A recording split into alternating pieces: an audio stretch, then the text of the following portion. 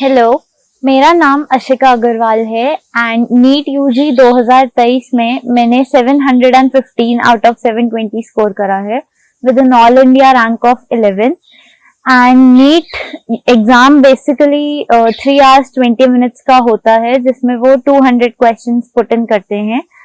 Physics, chemistry, botany and zoology सबके 45 questions हमें attempt करने होते हैं।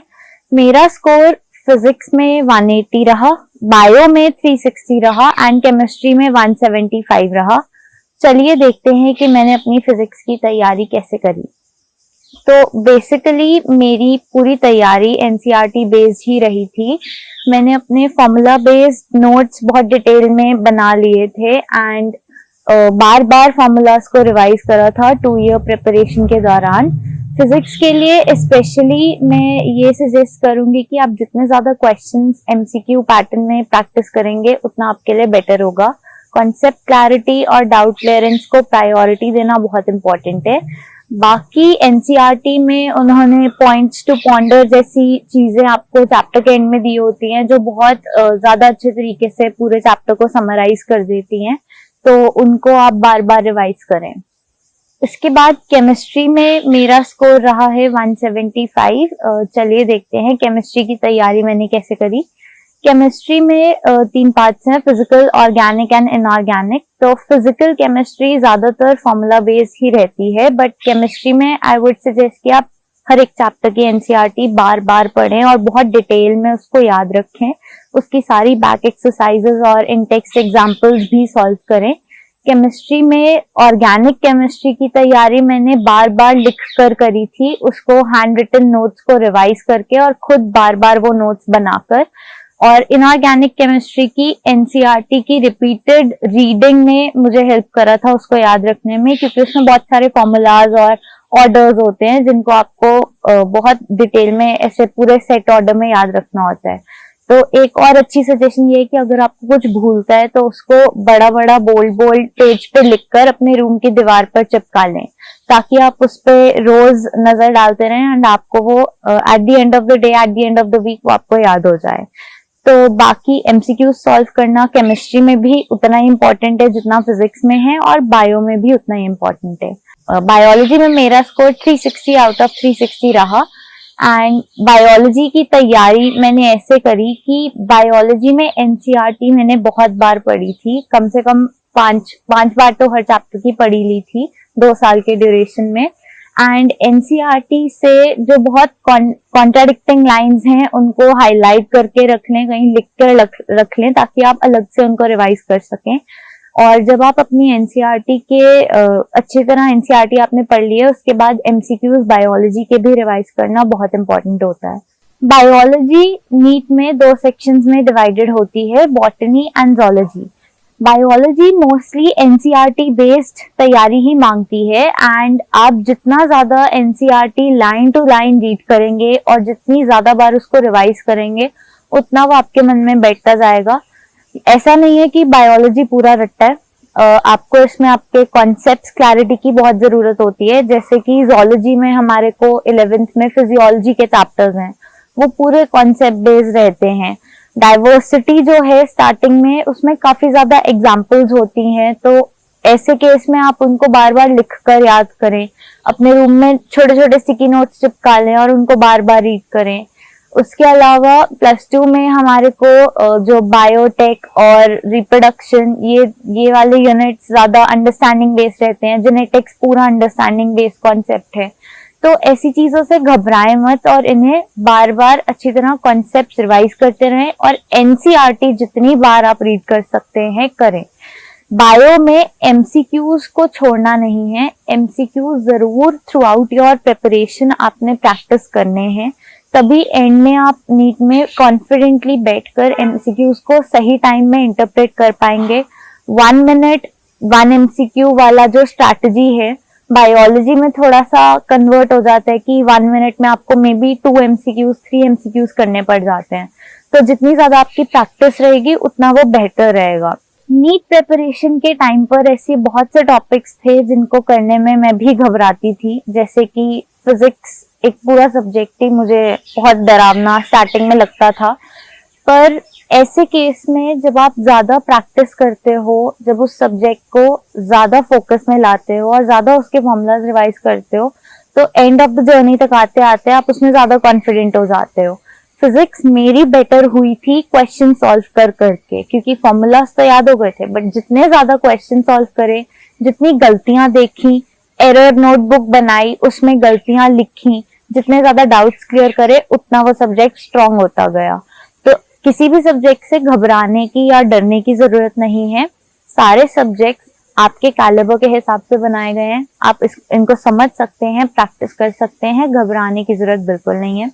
इसके अलावा मुझे इनऑर्गेनिक केमिस्ट्री से भी काफी घबराहट होती थी, क्योंकि उसके चैप्टर्स ही इतने बड़े बड़े होते थे।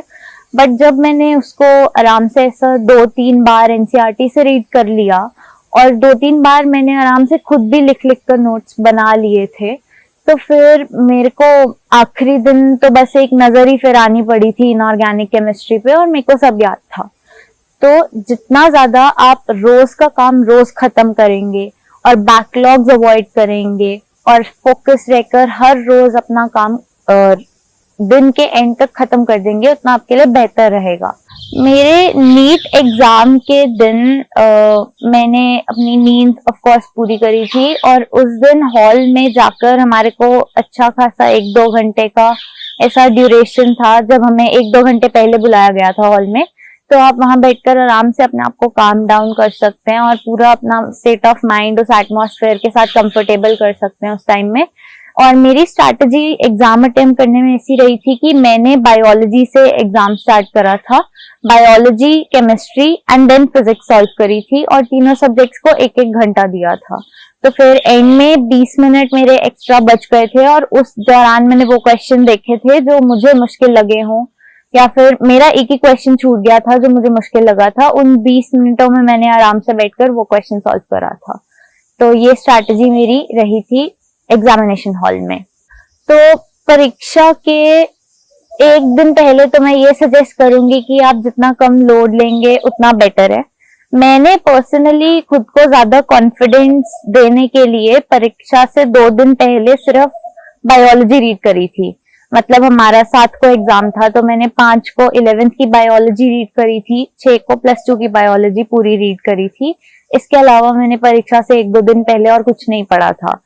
तो मेरा यही सजेशन रहेगा कि आप जितना कम लोड ले सकें और जो सब्जेक्ट आपको कॉन्फिडेंस देता है वो पढ़ें। तैयारी करना बेसिकली हर एक छात्र के खुद के हाथ में है।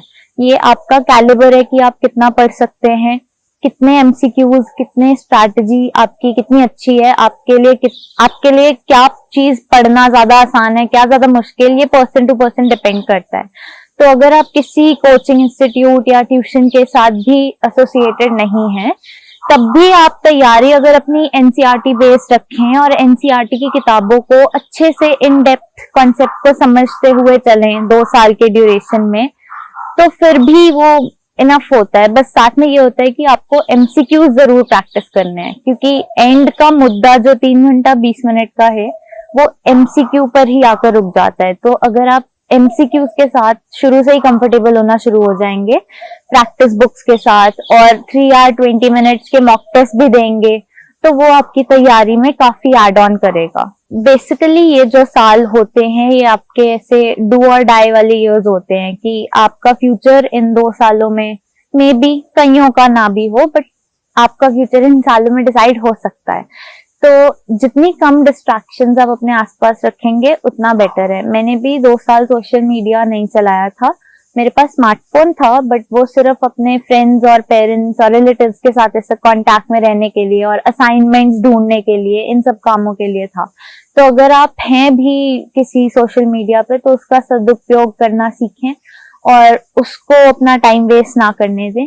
इसके अलावा खुद को रिलैक्स करने के लिए मैं डांस करती थी और घर वालों से बातचीत कर लेती थी। कभी बहुत स्ट्रेस होता था तो फिर हमेशा कोई ना कोई ऐसा इंसान रखो अपने आसपास जिससे आप बातचीत कर कर वो स्ट्रेस कम कर सको और आपकी प्रॉब्लम्स का सोल्यूशन निकल सके। उसके अलावा कोई भी हॉबी रखो ऐसी जो आप दिन में आधा पौना घंटा निकाल कर करो, ताकि आपका जितना प्रेशर बिल्डअप हुआ है पढ़ाई की वजह से वो सारा रिलीज होता है। टाइम मैनेजमेंट टिप्स ऐसे रहेंगे कि आपके टाइम का एक प्रायोरिटी ऑफ 7 to 8 आवर्स आपकी स्लीप को तो जरूर जाना चाहिए। उसके अलावा दिन में 2-3 घंटे आप मील्स के भी निकाल दें अगर, तो बचे कुचे 24 में से 14 के भी 8-10 घंटे बचते हैं जो इफेक्टिवली पढ़ाई में हम लगा सकते हैं। तो बाकी का टाइम तो आपके फिर कूल डाउन में और हॉबीज में जाना चाहिए। और ये जरूर ध्यान रखो कि टाइम वेस्ट पढ़ाई करते समय बिल्कुल नहीं करना, टाइम मैनेज अपने आप हो जाएगा। कंसंट्रेशन और फोकस के साथ जितना ज्यादा पढ़ोगे उतना ज्यादा टाइम आप खुद देखोगे आप बचा पा रहे हो। एंड में मैं ये कहना चाहूंगी कि आप अपनी जर्नी में जितना ज्यादा मोटिवेटेड रहेंगे, जितना ज्यादा हार्ड वर्क करेंगे, वो एंड में सब काउंट करेगा। कोई भी आपका हार्डवर्क वेस्ट नहीं जाएगा, सब कुछ आपको नॉलेज देगा, आपके इंटेलिजेंस में एड ऑन करेगा और आपको eight the end of the journey बहुत ज्यादा हेल्प करने वाला है। इसके अलावा मैं ये एडवाइस करना चाहूंगी कि कभी भी पढ़ाई घड़ी देखकर मत करना, कभी भी ये मत सोचना कि आज तो मैंने सिर्फ 2 घंटा पढ़ना है। इसके अलावा ये जरूर सोच लेना कि आज मैंने 2 चैप्टर खत्म करने हैं। हमेशा पढ़ाई क्वालिटी देखकर करना, आपके टॉपिक्स के हिसाब से करना, कभी भी टाइम देखकर मत करना। और अपनी जर्नी के दौरान बहुत सारे मोमेंट्स पे आपको स्ट्रेस, डिस्करेजमेंट, प्रेशर फील होगा। ये सब बातें, ये सब इमोशंस अपने अंदर दबा के रखने की जरूरत बिल्कुल नहीं है। जरूर इनको किसी के साथ शेयर करें। आपके पेरेंट्स हमेशा आपके साथ होंगे, उनसे शेयर करें, आपका सिबलिंग, आपके टीचर्स, जो भी कोई जिनमें आपको कॉन्फिडेंस है उनके साथ ये फीलिंग जरूर शेयर करें। और कोई ना कोई हॉबी जरूर रख लें आपका माइंड फ्रेश करने के लिए। और हॉबी रखने से क्या होता है कि फिर आपका माइंड और ज्यादा अगले टॉपिक पढ़ने के लिए और ज्यादा प्रिपेयर हो जाता है।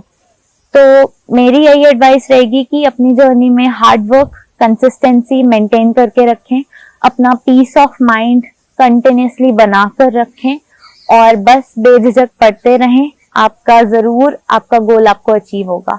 All the best.